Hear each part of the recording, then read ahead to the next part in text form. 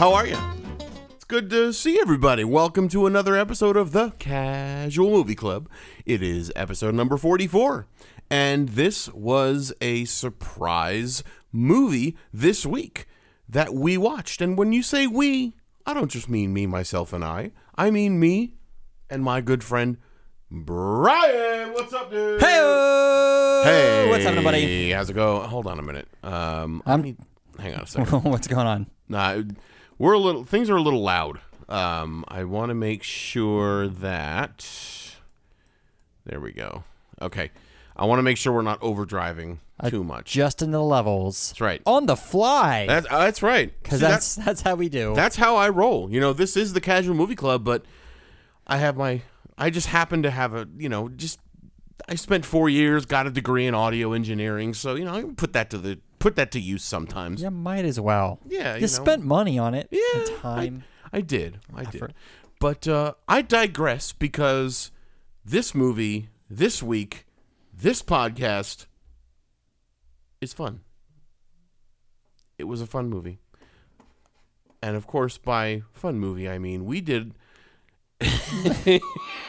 You can't contain yourself if you're trying to. I can't contain myself because the movie we did this week was from 1992 with the most unusual pairing of cast members.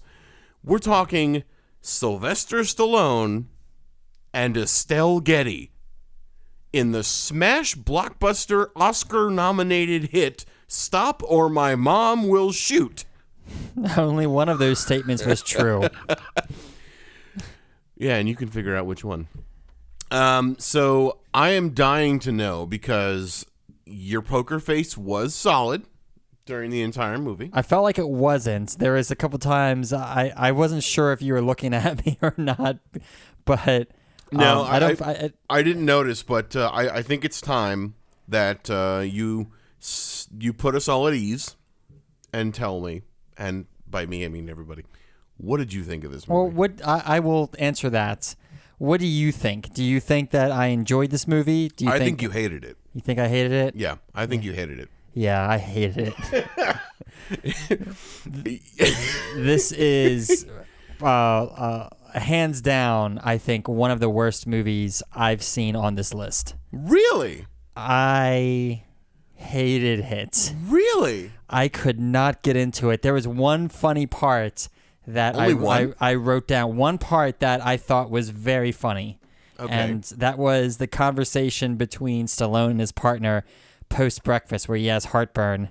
Oh, yeah. That was the humor in this film seems to come from Estelle Getty being annoying and overbearing. Right. And it wore thin very quickly. It was funny in the very beginning when she first comes in, but like they just stack and stack and stack, yeah. And it's almost like it never ends. It never ended. Right. No, it ended with the credits, and for that I was grateful. But I know that you like this movie. I love this movie. I heard you're laughing. Oh, you're yeah. laughing at it, and well, okay. So I wanted to join in. I wanted to like it. Yeah, maybe you just didn't drink enough. I thought I drank plenty. I don't know. I don't know if there's enough liquor in the world to get me to like this film. Well, okay, so full disclosure, I really like this movie. Now, is it a good movie? Not at all. It is not a good movie. Does Sylvester Stallone think this is a good movie? No. I take it you read the IMDb trivia. I was the first trivia thing that I looked at when I okay. pulled the page. Let's come back to that. Let's come back to that in a minute. But yeah, this is not a good movie by any means. But it's a fun movie. Estelle Getty is in it, and what are the odds of Estelle Getty being in an action movie? I mean, if this is kind of borderline action movie anyway. I mean, because there's action scenes and gunfights and stuff like that. But this is, if you've ever been watching The Golden Girls and thinking of Sophia in a gunfight, this is the movie for you. And I think it's just fun, but I also completely understand and completely agree with the fact that Estelle Getty's character, Tootie's overbearingness and annoyance as the mother character is completely, for lack of a better word, egregious. Yeah, I'm actually kind of hesitant to go as hard as I feel on this. Bring it on. Like this movie and it's fun, but I don't want to shit all over it just for I think your numbers are gonna shit all over it. They will. I'm predicting, by the way, and I haven't seen your numbers. We haven't talked about it or anything. I'm predicting at least a 1 somewhere in there. I'm just putting that out there. Okay, I'm predicting a 1 in there. I actually do have a 1 somewhere in mine as well. I'm surprised. Yep. This will not be the low. This is not going to beat The Room. Sorry, not The Room. The Craft is the lowest number on our list. No. It's going to be above that. Okay, and The Craft is shockingly low. I thought that The Room would certainly be worst, but yeah. Okay, so I have, of course, my things to ask Brian. Yeah, but we're gonna come back to that. I want to talk about the IMDb trivia for just a minute. Okay. So there's 2 things I wrote down from the IMDb trivia. Number 1, Sylvester Stallone considers this the worst film he's ever done. I get it. I get it. Yeah, I get it. I totally get it. And if Sylvester Stallone, if you ever hear this podcast, first of all, thank you for listening. Thank you for your service. Yes, and thank you for checking us out. I hope you share this with your fellow celebrity friends. And I don't judge Sylvester Stallone for being in this movie, because I think they needed, in order to kind of sell the idea of the movie, they needed somebody with that level of clout.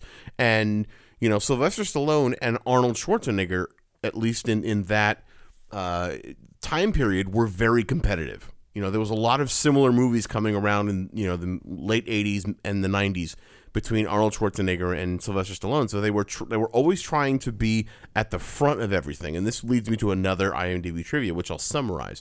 Being that Sylvester Stallone and Arnold were very competitive, Arnold Schwarzenegger was also contacted about this movie. He faked interest in wanting to do the movie so Sylvester Stallone would want to do it even more. And Stallone wound up doing it, and then he regretted it later. Yeah. The way it's written on IMDb trivia is actually quite funny to read, but it's pretty funny. Yeah. But again, I don't think it. I mean, yeah, it's a bad movie. It's not a great movie, but it is what it is. It's still fun. It's ridiculous. It's like, imagine a buddy cop movie where the buddy cop is the cop's mom. Yeah, but the mom is just so terrible. Yeah, she's I not. know. Okay. These types of moms are my nightmare. Yes, and I've talked about this before on previous episodes. Yeah, but I can't get past the self-absorption. They're so self-involved that they don't understand how they're affecting people around them in such a negative way. Right. She's telling random strangers about him and his diapers, and how you can see how he's bedwetting, and how you can see he's going to have good junk when he's older. This flight attendant comes off and says, "Oh, you look sexy in your diapers." Yeah, she's saying that about what Gross. Not even a 1-year-old kid. Gross. What the fuck is this? What the fuck are you saying to me right now? That I took points off in the script department for that. Yeah.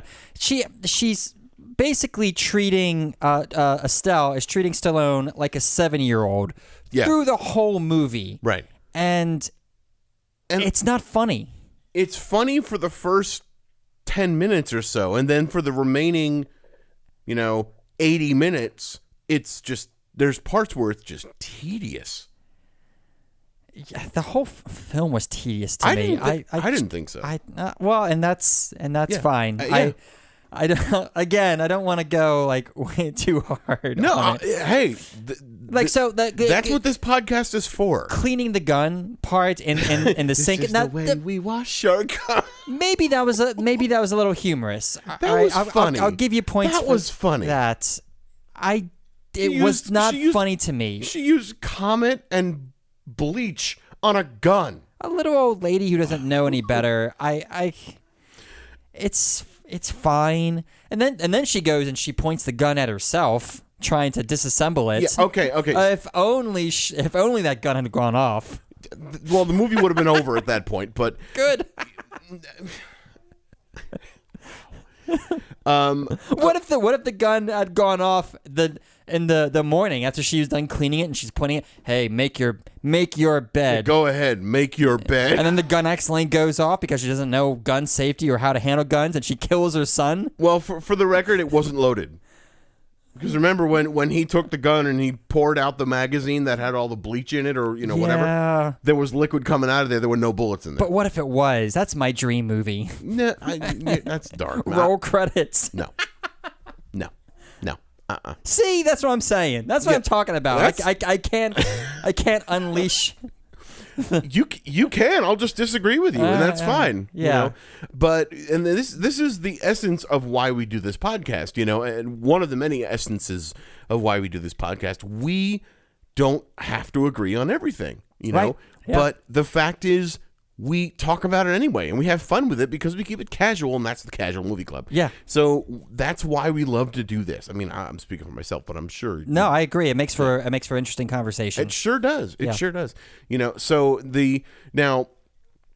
firearms are something of a hobby of mine. I enjoy shooting them. I have a modest collection of just a few of them. So I'm familiar with proper gun safety and handling guns and also cleaning guns. And this is the first time I've watched this movie as an adult and as a firearms owner, and I was cringing during part of that. Especially, I think I made a noise when she pointed the gun at herself. Yes, I made a noticeable you were like, noise. Oh, that's what. Yeah, I made a noise when she pointed the gun at herself. But also, I found it funny that he was using a Taurus PT-99, which is. I mean, Tauruses are fine if you own one gun, you have a Taurus, that's fine.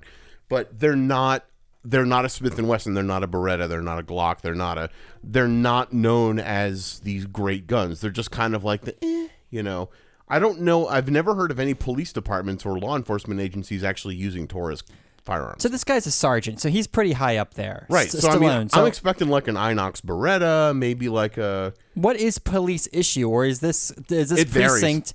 Is this precinct like LAPD? BYOG? Well, no. I mean, precincts are, as far as I know, and again, any law enforcement officers out there, feel free to hit us up on Twitter or Instagram at Casual Movie Club. Let us know.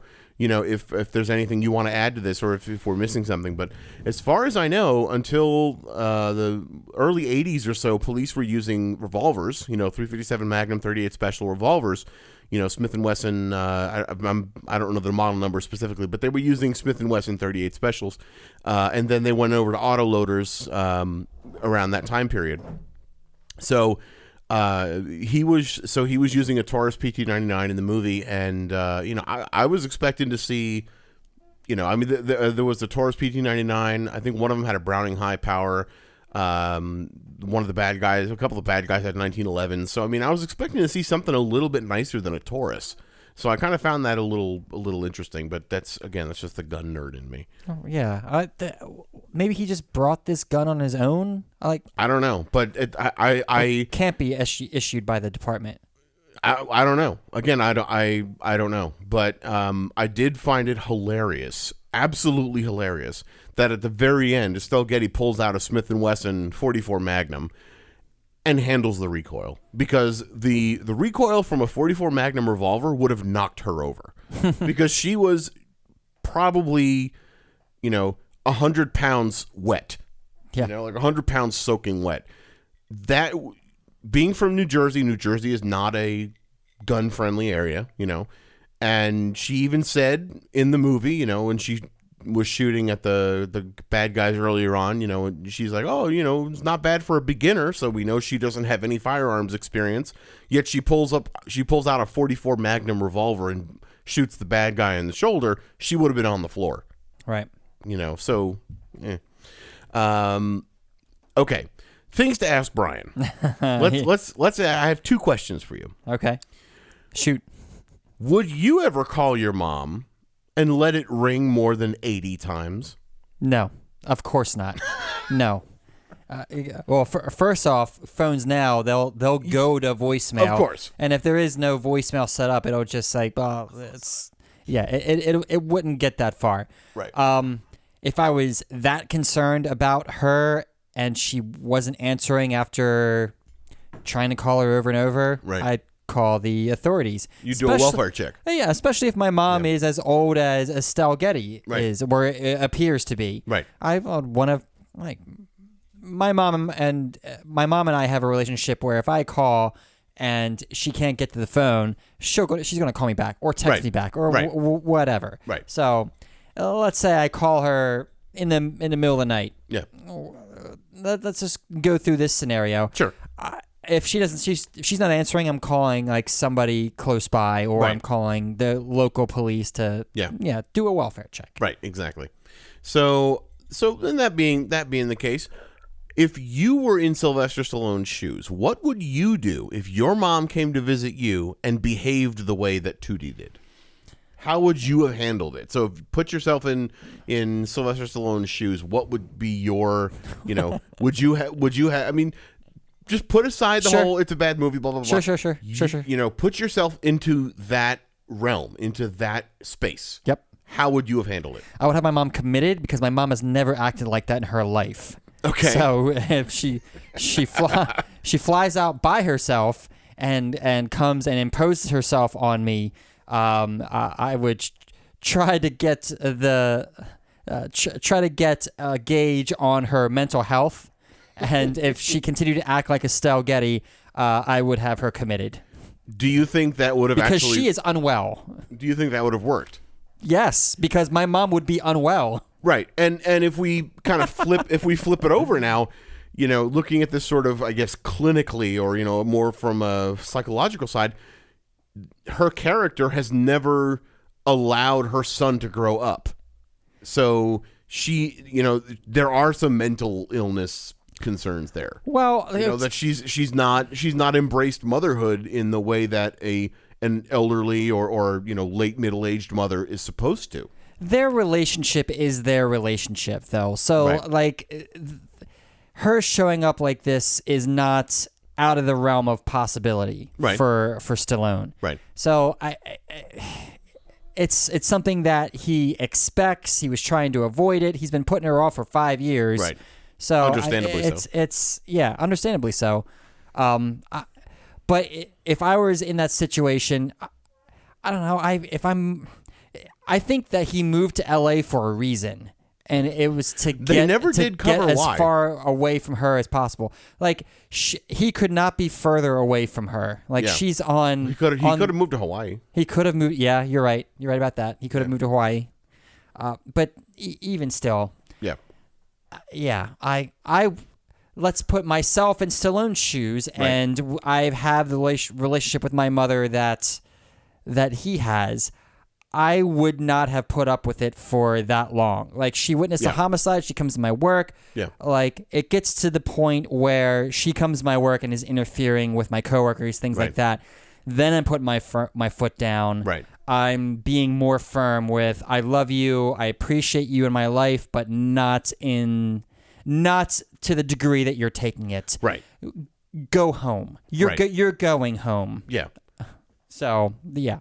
Yeah, I think that's maybe that's completely a little insensitive. Fair. Maybe is that? No. I think that's completely fair because you're being reasonable. You're giving her a chance when she first gets there. You give her a chance to do her thing, and you kind of tolerate her for a little bit, and then you put your foot down and say, "This is not how it's going to work." And like Sylvester Stallone's character eventually did. Yeah, with the rules, but way later. But then let me. It was too late. Right. When she was already put in danger. Several times. Right. Let me pose this to you. The car chase, the homicide, the fucking warehouse. Do you think she would have been receptive to him having a heart-to-heart with her, or do you think she would have just... No. I don't think that at all. No, because she still sees him as a child. Right. Like, oh, you're driving now. Mom, I've been driving for 20 years. I can't believe you're driving. Yeah, she makes him a big-ass breakfast and she tucks him in. She walks into the bathroom while he's showering and shaving, and she's like, oh... he protests, oh, you've got nothing I haven't seen before. Yeah, that's not the point. Right, but you haven't seen... I mean, you may have seen him when he was like 2, 3, 4. I'm a man in my 30s now, and I've got 30-year-old man junk. Full-size junk, yeah. So it's not like you haven't seen that before because you haven't. Yeah. I don't care what my dad looked like. I'm not my dad. Get the fuck out of here. That's not something that we compare. Oh, and the tuck and a man. This movie was actually a love story between a mother and son, and that's disgusting to me. That's a way to look at it. Yeah, the big breakfast the next morning after the shower thing. That was comical. That was comical because you see that a lot. That's actually a trope that you see. Oh, is it? Where the big breakfast is served and the husband sits down, takes a bite of toast, and is like, oh, gotta go, honey. What happens to the rest of this food that she made? She made stacks of pancakes, bacon, eggs, and this, that, and the third. Yeah. And you see that all the time in sitcoms and movies and whatever. Yeah. You never see what happens at the breakfast. That's what made Stallone's conversation with his partner funnier. Is that like, I have heartburn. Oh, you have a big breakfast? Yeah, I had hash browns and bacon, eggs, and blah blah blah blah blah blah blah blah blah blah. Yeah. And blah blah blah blah blah blah blah blah. So that got the rare chuckle from me. My only laugh in this entire film. I could have sworn I thought I heard a few other snickers from you. You heard snorts of disgust. I did not. We need to put that on a shirt. Snorts of disgust. Snorts of disgust. Yeah. I thought I heard laughs. No, they were snorts of disgust. Snorts of disgust. Yeah. Wow. My other big problem with this movie is that Estelle, she witnesses a murder, or she buys an illegal gun. Oh yeah, I love that. She witnesses a murder, withholds information related to this murder, and then admits to it. Right. And then repeatedly intrudes in a police investigation. She's got no business following her son around. She's got no business anywhere near any of these crime scenes. She's constantly intruding in on these police investigations. She doesn't get arrested for one thing. She's impersonating a police officer. Yes. I mean, how many counts of that? Lock her up. Yeah. She's broken the law. I mean, because like, she bought the illegal firearm. She's impersonating a police officer. She's also, also unlawful possession of a firearm. Yes, because illegally purchased and possession of. Right. And then giving it to Stallone. Isn't that like a straw man purchase or something? I don't know. Buying a gun for somebody else. I don't know. I know that's illegal in Colorado. I know it's illegal in a couple other states. It's called straw man purchases. You can't do it. It's illegal. You can't buy a gun for somebody else. I didn't know that. Yes. But what you can do, for those that may be thinking, because I know I'm thinking it, so I'm sure someone else might be. What if you want to give somebody a gun as a present? Give them a gift card to the local gun shop. Yes, she could have bought. Yeah, so she could have gone to Wally's House of Guns or whatever it was, and said, I wanted to buy you this Taurus PT99, which ironically they were selling at the gun shop, and that was the same gun he was using. Whatever. Yeah. I was going to buy this for you. It had a cooling off period. Or she could have bought the gun and said, go get this in 2 weeks. I just bought you another gun. Happy birthday, whatever. Yes. Any number of those things. Right. Because then he would have been surprised. He would have said, oh, thank you so much. That was my gun, and you cleaned it and ruined it. But at the same time, she took all the bluing off the gun, so now it was an aluminum gun. It didn't look that bad. It actually looked kind of cool. I mean, I do want more aluminum guns in my collection. Yeah. I just think they look. I love the shiny look to it. Like I really want to. I'm getting way off topic. I want a Beretta 92 that's like fully chrome or like stainless. I think that looks really cool. Yeah. Anyway, Sorry, I digress. But yeah, she could have handled that a myriad of different ways. But instead, what does she do? She buys a fully automatic Mac 10. Oh my God! Illegally. Yes. Illegally. Out of the back of a van. Yeah. Witnesses the murder. Oh my God! There's so much wrong. But now wait a minute. Why? So when she gets out of the taxi cab, the guy's like, "Are you sure you want to get out of here?" And she goes, "Oh, I'm from Newark." Guns get sold out of the back of a van in Newark also, just like they would in L.A. Why would she think it's any less illegal to do that in L.A. than it would be in New Jersey? Do you think that she thought it was legal? Did she know it was illegal? She didn't seem to. The legalities of that didn't even seem to occur to her. She almost had this like Mr. Magoo kind of mentality where she just kind of wanders along and things happen around her and she doesn't really react to them. I don't know. Like I don't know, because she seemed orchestrated a lot of these things, though. Yeah. It's not like things, she wasn't like accident prone or like things weren't happening she wasn't. around her. It was more like she was, meddling, and she was doing all these things that caused other chain reactions of shit to happen. So, I mean, again, I'm not super familiar with Mr. Magoo, but I'm assuming from how you're talking about it, it's like someone that's kind of accident prone or things are happening kind of around them. Yeah. That are kind of, are more passive and everything. She was not passive by any means. Yeah, you're right. That's a poor analogy on my part. But you're pretty spot on with the Mr. Magoo description there. Essentially, it's a guy, he's got poor eyesight, and he just kind of walks forward, and he's accident prone, but he doesn't know he's accident prone, and sometimes he causes like a Rube Goldberg chain of events of things that happen, and things crash around him, and he just misses like accidents and staircases and things. So that's really a poor analogy, but it's almost like she seems oblivious to danger and oblivious to the illegality of things that she's doing. Yeah, and I mean, and speaking of charges that would be brought against her, attempted murder, for killing maybe at the end. I'm thinking at the end where she shoots the guy with the. That was self-defense. Yeah, that was self-defense. Because the bad guy was swinging his 1911 around to shoot her, but she pulled the trigger because of threat of harm. Yeah, you're right. So that was self-defense. That would have easily been okay. Impersonating a police officer, definitely. Misuse of a police band. When she's sitting locked in the car and she picks up the walkie and she's like, I locked myself in Joe's car, Yeah. And of course, what police dispatcher would have been like, "Oh yeah, here's how you get out of the car." I mean, a criminal could have been getting on there, like. Well, he recognized her. Joe could have arrested some little old lady, and she could have said, "Oh, I'm locked in the back of the car. I'm locked in the car." He would have said, "Oh, get a Slim Jim and work your way out." I don't know. That's kind of a stretch. But wait. Why couldn't she just pull the handle to open the door? She was sitting in the front seat, so like the rear seats of cop cars, they can lock them from the inside, and I guess the child lock prevents them from opening. Criminal couldn't open from the back door, open the back door from the inside. But like the front doors, Sylvester Stallone's character took the buttons out, the lock buttons, but she could have just pulled the handle and that would have opened the door. Every single car I've ever been in my entire life, from kid age to now, even if a door is locked, you just pull the handle, it unlocks the door and opens the door. Even a 1980s Crown Vic? I think. I don't know. I'm not 100% sure, but I'm fairly certain yes. Huh. I don't know.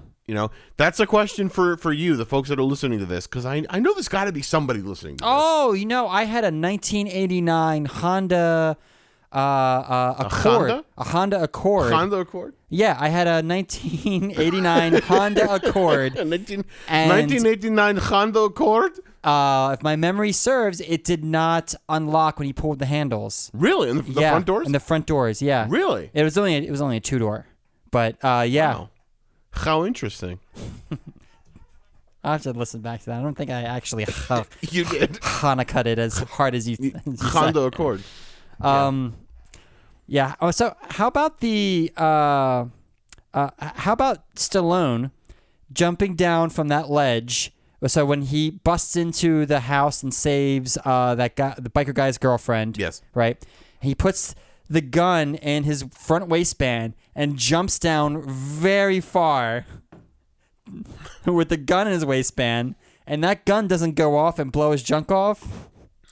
Okay. Did he have the Taurus, or was that a 1911? I'm trying to remember. This was his partner's gun that he took off of him. So I didn't notice if that was a Taurus or a 1911. But even then, so both the Taurus and the 1911 are hammer fire guns. So in theory, if it was the Taurus, it would have been a double. The first trigger pull would have been a double action trigger pull. So it would have been a much heavier trigger pull in order for it to go off. And unless he had the hammer cocked back, which would be very irresponsible to carry it that way with the hammer cocked back, because 3-pound trigger pull, the thing will go off. He's a cowboy cop. He was just shooting like willy nilly in this house. True. So and we don't know if he decocked it or not. So he might very well have put it in there, with the hammer cocked. However, if that was a 1911, that would have had a grip safety. So the gun would not go off, even if the hammer was cocked. Usually folks would carry a 1911 cocked and locked, meaning hammer would be back, the thumb safety would be on, and the gun would not go off unless both the thumb safety was disengaged and the grip safety was disengaged by holding the gun properly, ready to shoot it. So I didn't see what kind of gun it was, but I know there were 1911s used in the movie. So if this was a 1911 style pistol, it would have been okay to carry it that way. He would have been safe carrying it that way. It was his partner's gun, and he took it from him after he returned the Mac, the Mac 10 or whatever. Right. So I didn't notice what kind of gun that was. Yeah, we have to look up on IMDF or whatever. Unrelated plug, imfdb.org. So Internet Movie Firearms Database. Which, last week we did Hocus Pocus, by the way. We learned that the Casual Movie Club is now offering dating advice as well. So now we're also offering firearms tips. So the Casual Movie Club is your great source for movies, dating advice, and firearm tips. We provide many services. We provide many services, absolutely. So, but yeah, where was I going with that? I don't remember. I don't know either. I'm going to drink some more wine. Yeah, you drink some more wine. And I want you to react to the businessman, the guy that owns the warehouse. So he's gone to an audit and stuff, and he wants to get rid of his last henchman, the last guy who knows really anything about the insurance deal, right? Right, okay. So he writes him a suicide note and hands it to him and is like, yeah, you sign this. And then he tricks him into leaning out the window so he can be pushed over. Right. This guy's fingerprints are going to be everywhere. They're going to be on the suicide note that he's handling. Yeah, you're right. Like, this guy is sloppy. This guy's sloppy as shit. He should have been wearing gloves. He should have been wearing gloves. Right. Yeah. And another thing, what is this guy doing trying to fly a plane to Mexico? Like, what was, like, at the very end of the movie, like, his plan to escape is, like, getting on this plane and flying to Mexico? Yeah. Did he not fake his own death, though? Or was he just, like, fleeing? He's fleeing. Yeah, he's fleeing, but... He's fleeing because he assumes that... Everyone thinks he's dead because he killed himself? Right. Which, there's a couple of gazillion holes in that theory. A ton. Because he just simply leaves a suicide note and he assumes that police or whoever reads the suicide note is going to say, oh, here's a suicide note. He must have killed himself. Oh, let's not look for him. No body. Must have killed himself in acid. Oh, dear. So that's a good point. I mean, because it almost makes that scene with the suicide notes kind of pointless in a way. A lot of this movie felt pointless to me. I know. Well, I knew you were going to say that. So the end, the climax of the movie is Stallone jumps into a diesel tractor trailer. Yeah, that was a throwback to Over the Top. And he just knows how to drive. Is this the same guy from Over the Top? Does he just know how to drive a tractor trailer? Over the Top is a movie he did in 1983, I think, early 80s. Arm wrestling for custody of his son? Yes. Get the fuck out of here. We should do that movie. We should do that one. That movie is terrible. Oh, it's not that bad. It's bad. It's not a good movie. So he just knows how to drive a tractor trailer. Yeah. First off, second off, he thinks he's gonna win a game of chicken with an airplane. Oh, I wrote down a bunch of things about that. Lay it on me, because I want to unpack this bullshit. Yeah. So there is no way a tractor trailer or cab could accelerate fast enough to keep up with a plane. A twin jet engine plane. It was a prop plane, but still, the plane was probably going... It was huge. It was much, much larger than the fucking tractor trailer. Right, and he did a little, 180 spin around and whatnot, but, Were those not jet engines? No, they were it was a prop plane. It's a prop... What do you mean prop plane? Propeller. Sure, yeah. There were propellers spinning on the front. Propeller planes are not as fast as jet engines. But at the same time, the plane was taxiing. So it's not like it was going takeoff speed. But in the movie, it looked like it was going, 60 miles an hour.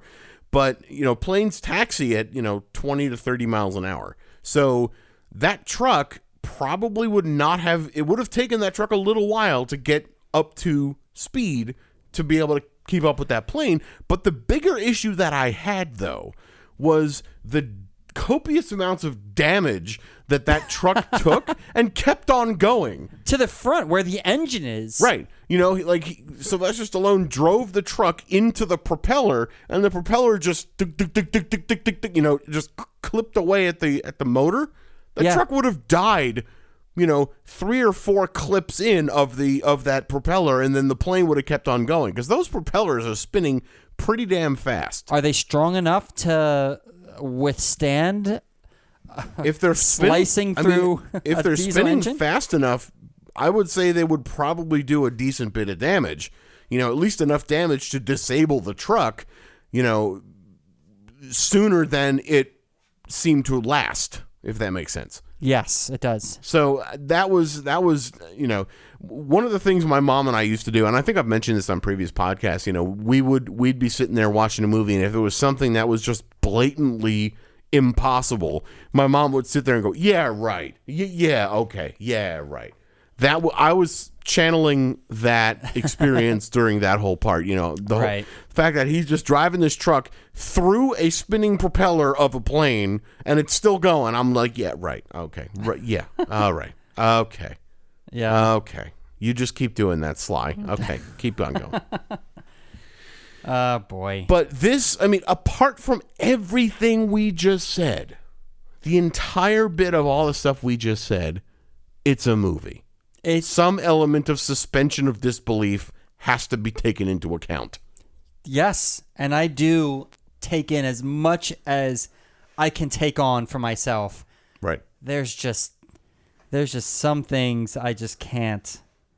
I can't. And this movie, I can't. Yeah. Being that as it may, are you ready to do numbers? Or is there anything else that you would like to bring up about this blockbuster Oscar-nominated movie? Nothing really worth unpacking. No. Nothing that won't come out during numbers. Anyway, I should say. What do you mean numbers? I mean the rating system that you and I use to rate these movies that we're reviewing. Those numbers. Yeah, we have 6 categories. We do. That we rate out of 5 each. Right. And we use those numbers to rank these movies. We do, in fact. So what's the first category? The first category, let me tell you what the first category is. I would love for you to tell me that. The first category is acting. Oh. How well did the actors convey the story? How believable were they? Huh. That's a good category. What's the next category? The next one would be the script. So how well was the dialogue written? Was it a believable story? Was the dialogue cheesy? Was it an enjoyable storyline? That kind of thing. Then we got this thing, present. Let me get this one. Let me take this one for you. It's presentation, John. Presentation. It's editing and visual effects usage. Okay. How were the editing? Oh. How were the effects? How was the editing? Was there a presentation? So what's the next category? Is would be the music and sound. It would be the soundtrack as a whole. The sound effects, the score, the music. No, it's you. Oh, come on. You can say it too. I can't. Yes, you can. You just get really close to the mic and say it quietly. The goodies for your ears. That sucked. The goodies for your ears. All right. So that's the music and sound. But then there's something like uniqueness. What is uniqueness? Uniqueness. Oh, uniqueness. Okay. How unique New York. How unique is this movie? Has this been done before? With the caveat, nothing post year of this movie. So this movie is 1992. Right. So really nothing post 92. Right. So 92 and earlier. Right. And then the last one is the engagement factor. Does this keep you engaged? Are you on the edge of your seat? Are you dying to know what Estelle Getty is going to do next? Or would you? What? I'm gesturing to Brian to continue. Would I what? Would I rather be weeding Twitter? Would you rather be weeding Twitter? All right. This was like the weirdest. This is, yeah. Who gives a shit? Okay. So why don't you start us off, Brian? What is your acting score? I can't wait to hear this. Now, given what they were given, what the actors were given, the acting, in my opinion, was generally decent. Even people with bit parts, the partner, I thought could have had a bigger part, but what he was given was fine. He was shot in the butt, got glass in his back, whatever. Was he shot in the butt, or was that shrapnel? I think it was shrapnel. Because he pulled a piece of glass out of his butt. He pulled a piece of glass out. Yeah. The lieutenant, the love interest, was turned into a pretty terrible performance. Yeah. Overall, but really Stallone, and Estelle is really what I'm basing this off of. And given what the script being what it was, I think they turned in fine, decent performances. And for that, I'm giving this film, for acting, a 3. Cool. You know what? I'm actually going to echo that, because they did the best with what they had. You know, I think Estelle Getty's character, while and I'm going to account for this in just a minute, but while her character was egregious and ridiculous in her overbearingness, Estelle Getty herself nailed the part. And I don't think I could have seen somebody else pull that off as well as she did. Right. And I know I like to talk about chemistry, when it comes to acting. There wasn't a strong chemistry between Estelle Getty and Sylvester Stallone, but I think that lent itself to them having a good relationship, or that lent itself to the relationship the two characters had. Does that make sense? It does. Yeah. Cool. I would agree with that. So yeah, I'm going with the 3 as well on acting. Script, I'm just going to throw this under the bus at a 1.75. 175? 175, because I think the dialogue was beyond cheesy. The story, the story and the particular characters were, I think the characters of Joe Bumowski and whatnot were fine. The partner, everything was fine. We've seen tropes of, in terms of like cop movies, there's always the asshole cop. There's, the buddy cops, the buddy partner. We've seen those things. The story was in there. The story, was what it was. But, nothing about the script. I didn't find many redeeming aspects of the script. But I'm giving it a 175 because there were parts that were genuinely funny to me, especially with the, just that dynamic between Estelle Getty's character and Sylvester Stallone. But I overall thought the script was pretty bad. Yeah. 175 is, I'm surprised it's that high.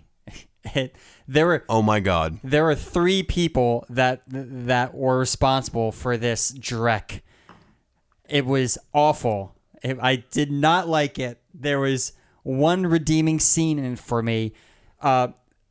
a low point that I couldn't believe it was a low point for me was in the beginning when Estelle shows up and Stallone gets a call to a suicide jumper, and it turns out that the reporter is now reporting not on the original suicide jumper, but Joe, because it looks like Joe wants to jump off the building because his mother is taking over his life. And I found it funny that he went that escalated that quickly, to where that was not funny to me. That was. I mean, awful. I'm saying funny in that it's ridiculous. I found very few redeeming qualities in this script. Yeah. The story as a whole was unimaginative to me. I had seen similar buddy cop stories before, and this just was the depths of bad. I give the script a 1. I'm not done. Please continue. I'm not done. Well, you're up on presentation, unless you've got more to say about the script. I'm done for the script for now. Okay, well, go ahead. Now, presentation. Let me give you the presentation. Yeah. So, despite all of that with the poor script, we're talking about the visuals. We're talking about the effects. We're talking about the general special effects of the film. Yeah. The gunshots were fine. It was a little overkill there, but really all of the effects with especially I'm thinking it's particularly the warehouse scene. Yeah. Where with the wrecking ball. With the wrecking ball. Yeah. Stallone's having the shootout with the guys. The wrecking ball thing happens. He's running through the wood with a stunt woman on his shoulder. Yeah. Or maybe as a dummy. It might have been a dummy. Yeah. But besides the stunt work was actually generally decent. Yeah. I'm really having a hard time finding a lot to knock on the presentation. Yeah. And the presentation was generally decent. Yeah. So I'm giving it a 3. I'm with you on that. 3 for presentation for me. One of the things I didn't exactly find, well, I don't even know if I can say this because, and this is a gun thing.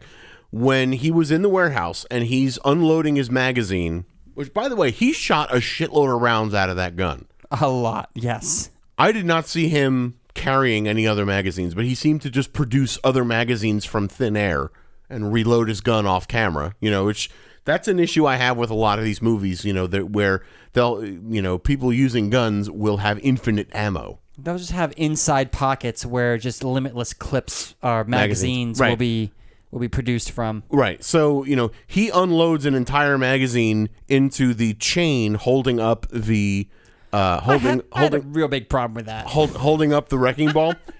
That is a precision shot. Now you figure he was standing maybe 5 yards away? Yeah. 3 to 5 yards, I've been to the range at least once a week for the last year. I cannot hit the same place 15 times in a row. Now, granted, I know there are people who can, so I'm not saying anything. I'm not implying anything. But that is a precision shot, and that is not easy to do. They set that up early in the film, though, when he was shooting the sign that fell down to knock out the bad guys from the deal. That's true. They set that up early in the film, but even still, that didn't pay off. That only paid off when he was shooting the wrecking ball. Right. It didn't pay off again. That should. I don't know. It just. Yeah. I agree with. I mean, I take issue with it. I do as well. I'll leave it at that. Oh, yeah. I'll just I'll chalk that up to a yeah right thing. Okay. Okay. So I'm up for music and sound. Generally speaking, I really actually liked the soundtrack. I liked the score. It was Alan Silvestri, and the style of the score was kind of unique for Alan Silvestri because I usually hear him doing very symphonic, very sweeping kind of lines in his music and everything. This had this kind of funky cop show type of vibe to it with some of the background music. So I kind of liked it. I thought it was cool. 3.5 for music and sound for me. 3.5. Wow. Yeah. I liked it was like funky spy music in the very beginning. Yeah. When they were doing the cityscape over the opening credits. Yeah. Really enjoyed that. Yeah. There was also the upbeat, it reminded me of Blues Brothers almost, when Estelle was doing the driving. Yes. And I really liked that. Yeah. Everything else, and I was listening for score. I was listening for soundtrack. Yeah. Those are the only two instances where I was really like, "Oh, this fits. This is this is great." I was looking and I couldn't find anything else. The rest of the score fell really flat for me. Oh, interesting. So I'm gonna score it a 2. Ew, that's low. Okay.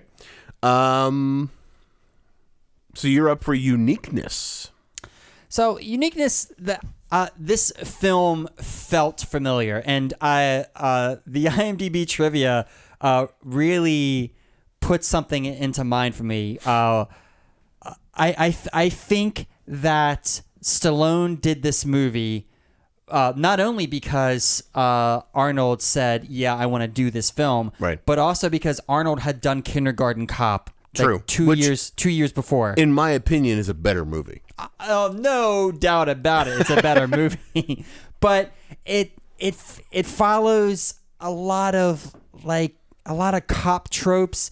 We've seen it in Lethal Weapon. We've seen it in Kindergarten Cop even, where you've got like the fish out of water because of his partner. This is just, in this instance, it's just his mom. Yeah. It's just his mom. But I think didn't feel... I think and I'll talk more about this in a minute, but I think that does have its merits in uniqueness.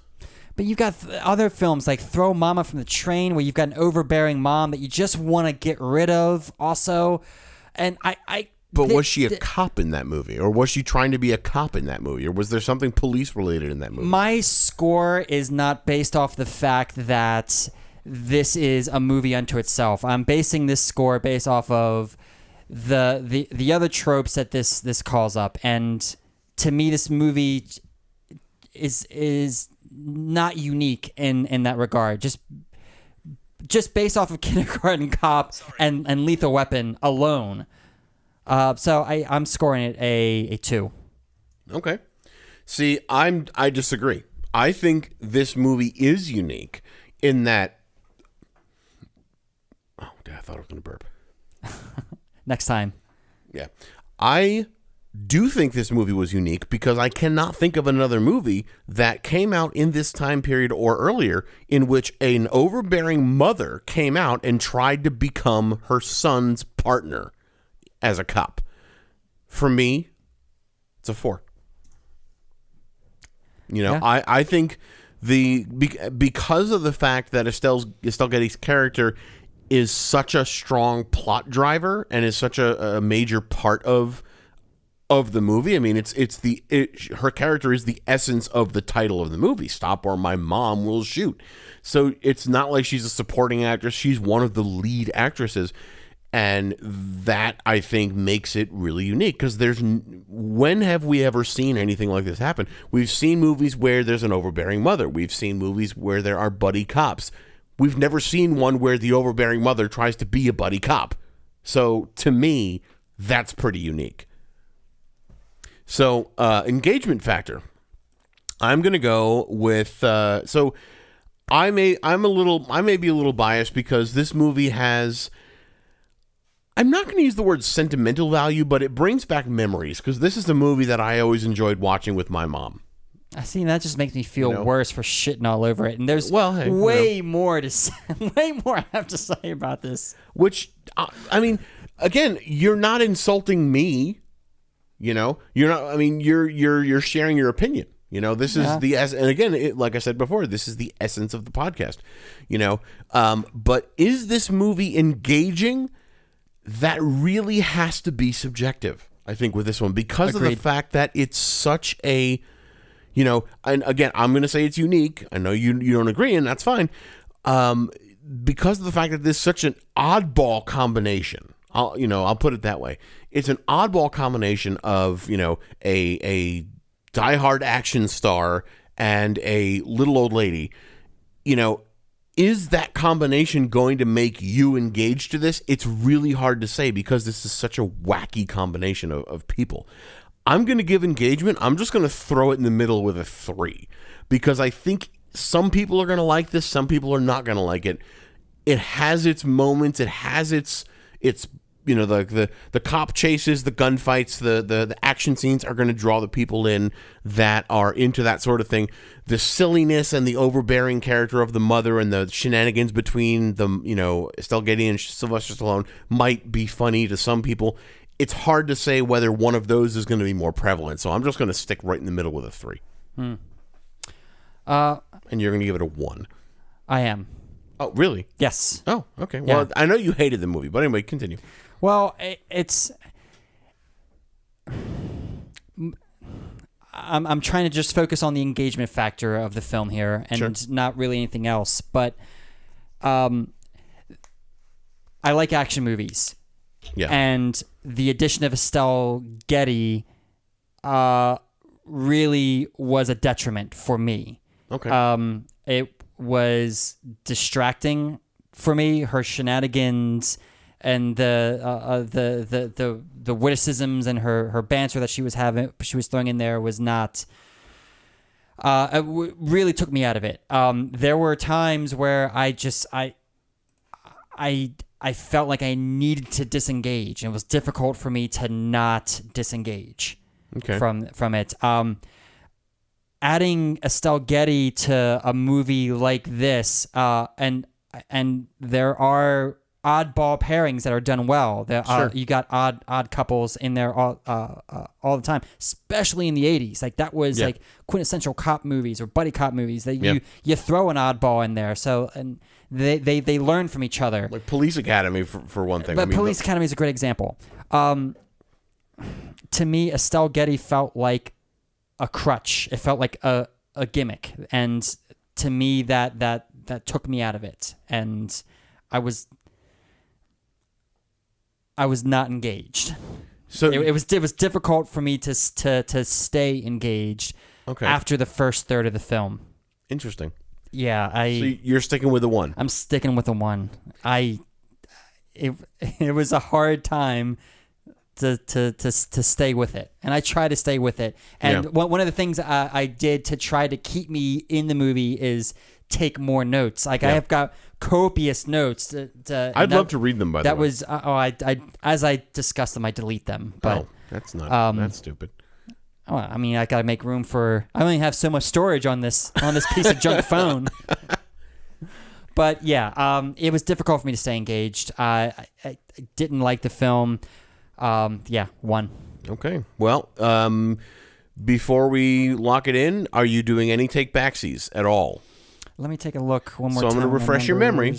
You have a 3 for acting, a 1 for script, a 3 for presentation, a 2 for music and sound, a 2 for uniqueness, and a 1 for engagement.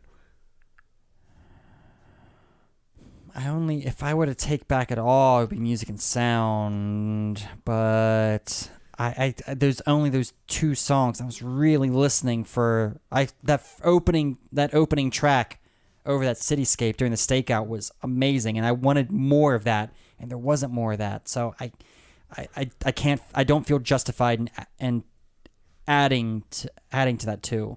Yeah. The uniqueness was you may have gotten me a little bit for the uniqueness. I'll do a 2.5 for uniqueness. Okay. And I won't change anything else. Okay. And I'm going to lock in my votes as well. So would you say the numbers are in? The numbers are in, baby. All right. So, ladies and gentlemen, cops and moms out there, the numbers are in for the this movie. and oh, this is interesting. All right, acting is so this is for Stop or My Mom Will Shoot from 1992, and the numbers are as follows: acting 3, script 1.38, presentation 3, music and sound 2.75, uniqueness 3.25, engagement factor 2, for a total average of 2.56. Exactly the same as Knock Knock. What? What? So that means this movie was That's better. Appropriate. That's appropriate. It was better than Scooby-Doo, Blues Brothers 2000, The Room, The Craft, and The Craft. So not better than Scooby-Doo. I would watch Scooby-Doo again. Oh, I wouldn't. No, I would watch this over Scooby-Doo, hands down. Well, maybe the 256 is where it's at then. Yeah, absolutely. So I think that's pretty cool. So I would watch The Room like over and over. I know. Repeat. So okay, this movie is my The Room for you, right? You know, it's the movie that's bad but you love it, kind of thing. You know, this is Stop for My Mom or Shoot. Yeah. Oh no, I hate this movie. I don't love this movie. Right, but I didn't love The Room. So right. You love The Room and it's not a great movie. I love this movie and it's not a great movie. Do you love this? Like, I love The Room, though? Fuck, you got me. Fuck you. All right. Anyway, next week, what are we doing? Are you doing You did a surprise. So you're going to do a surprise? I think I should do a surprise. And then after that, I think for the remainder of the season, I think we should do planned films. You really don't want to have another Stop and My Mom Will Shoot, apparently. I mean, I'm fine with that if we agree on it. Like you don't want to be surprised anymore. Listen, no, I do want to be surprised, but I don't like this movie. And I don't recommend it. But if you've never seen it, I would say that it's worth a watch just to see what all the fuss is about. Because as far as... So you don't recommend it, but you say it's worth a watch. Aren't you recommending people watch it because you're saying it's worth it? Oh. You know I got you. It does have some redeeming qualities to it. It does. Yeah. So I would recommend a single watch by yourself, no people around, with alcohol in a dark room. Just flagellate yourself with this movie. Flagellate? Yeah, like whip yourself. Like yeah, I think it's worth a watch. I think it's worth a one-time watch, and then to me that sounds like a recommendation. I'm recommending a single watch. So you recommend this movie? I recommend a single watch. The caveat is a single watch. I don't think this movie, in my opinion, my humble opinion, this movie is not worth a second watch. Okay. Because you can get everything that you need to get out of it in a single watch. I think it's worth multiple watches, but you know, maybe you can make a drinking game out of it, kind of like Hocus Pocus. I'm not sure that I would watch this again, even as a drinking game. I'm not sure. Huh. I could be talked into it. I could be talked into anything. Yeah, with if I'm persuaded strongly enough. Now, are you curious what my other movies were that I was considering? I'm not, because I want those surprises. Oh, okay. I want those surprises. I want them. I need them. Because you're thinking they're probably better than this. No, I genuinely like the surprise movie. I came in and I'm like, what the fuck are we watching tonight? And I was not disappointed.